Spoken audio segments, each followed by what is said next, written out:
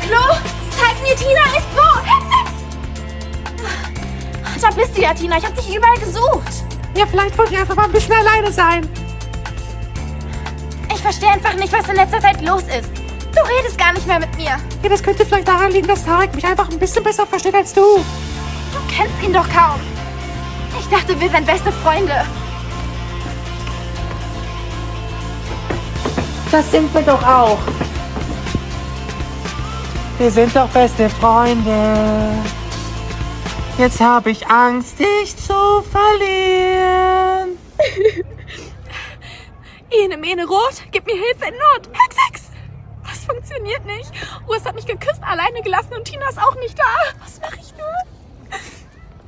Gibt's ein Happy End? Nur im Kino, im Fernsehen und all diesen Büchern.